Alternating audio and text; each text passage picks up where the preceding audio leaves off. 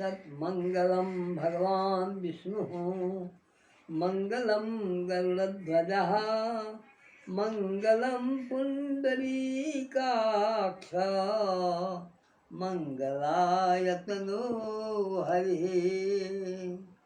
ई मंगल पाठक बाद आइ हम एकटा पूर्व बंगालक एकटा गाम के से पुत्र वधू तथा सासुक कथा एकटा हम आदर्श कथा हम आइ उल्लेख करैत लोकके अहिना बने से हम प्रयास करै छी। हमर ई सुनलाक बाद हुनका सबके मोनमे अवश्य से इच्छा हेतनि जे ई सुनी। कथा पूर्व बंगालक एकटा गाममे से हारान चंद्र चक्रवर्ती नामक एकटा ब्राह्मण रहैत छलाह। हुनक से बालक छलाह अनुकूल चंद्र।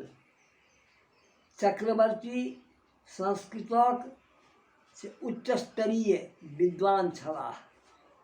अंग्रेजी शासनक कालमे अंग्रेजीक महत्व अधिक हेबाक कारण बालकके MA करौलनि।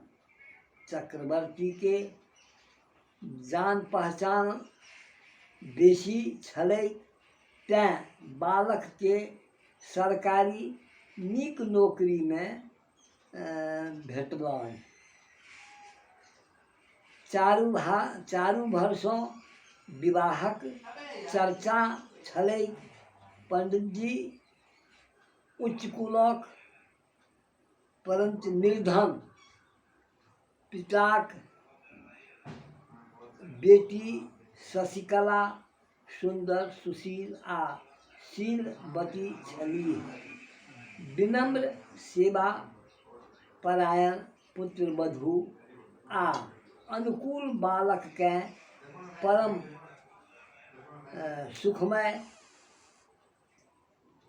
सत्य अंतर्गत दुर्लभ रत्ने भेटलैक। पिता पुत्र प्रसन्न छलाह परंच अनुकूलक परंतु हुनक पत्नी आ जनक विवाह भेलनि। बालकके माता मृणालिनी के संतोष नहीं छलै। हुनका अधिक दहेजक परम इच्छा छलनि से नहीं भेलै। नीक पुत्रवधू बिना पैसों के अयलासँ से ओहिसँ प्रसन्न छलाह। चक्रवर्ती जी अधिक दहेज भेटयवाला सेहो छलै परंच गुणवती लड़की देखि दहेज के ठुकरा देल गेलै। घर द्वार बेच के दहेज देनाइ पंडित जी के स्वीकार नहीं छलनि। अनुकूलक माता के आशा छलनि जे दहेज में तो अवश्य आयल से नहीं भेलनि। दहेज नहीं भेटलनि। कन्याक पिता के चाहैत पंडित जी त्याग कऽ देलनि। चक्रवर्तीक पत्नी परम दुखी भय शशिबाला के दुर्वचन मिथ्या आरोप गारि गलौज धड़कैत आगिक प्रहारसँ वधू दर्दसँ दुखी भेलीह। परंतु सहनशील वधू चुप भऽ गेलीह। पत्नी के बुझेबाक प्रयास पंडित केलनि, मगर ओ असफल रहलाह। जहन भगवान कृष्ण दुर्योधन, दुशासन, धृतराष्ट्र आदिके नहि बुझा सकलाह, तखन फेर सामान्य मनुष्यक की बात भऽ सकैत अछि। पत्नी पर प्रहार देख अनुकूलक हृदयमे उफान आयल, परंतु शशिकला सुधा श्रावी शीतल वचनसँ ओ शान्त भऽ गेलाह।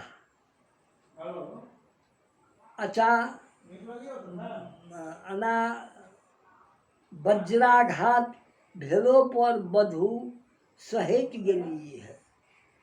माताके छोड़ि परिवारसँ अलग रही विचार भेलो पर पत्नीक कुलशीलता आ माताक दहेजक आशामे क्रोध भेनाइ से आ ओहिसँ अकल्याणक कार्य होइत छैक। घर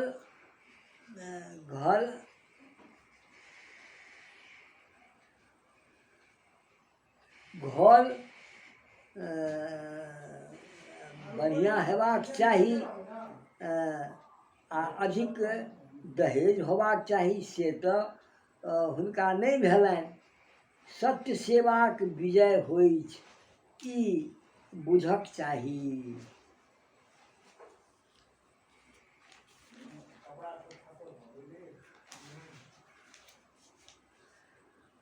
हमरा सभक प्रति दुर्व्यवहारसँ हुनके हानि हेतनि, ई हुनक पुत्र वधू कहैत छलखिन।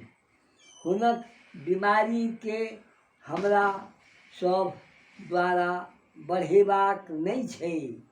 हुनका बीमारीके घरेबाक प्रयास करी से आवश्यक अछि, ई ओ पुत्र वधू कहैत छलखिन।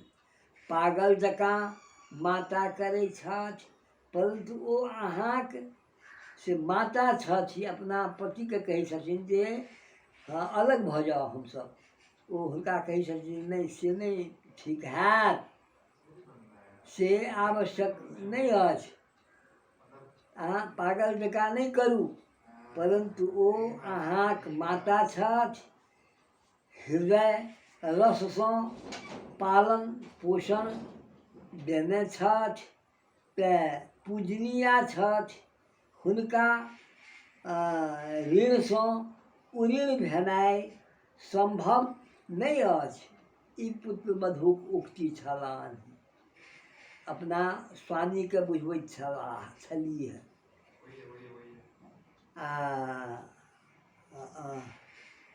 अपमान गारि लेलासँ लागै छै, ओकरा पुरस्कार बुझि लेबाक चाही। कतेक उत्तम पुत्र वधूक विचार छनि। पतिके सासु ससुरके अपना व्यवहारसँ प्रसन्न करक अनंत प्रयास भेलो पर सासु धधकैत चेहरा लऽ के शशिकलाके दोसर बेर प्रहार करऽ दौड़लीह। फल भेलैक जे ओ खसि पड़लीह आ शरीरमे आगि लागि गेलैक।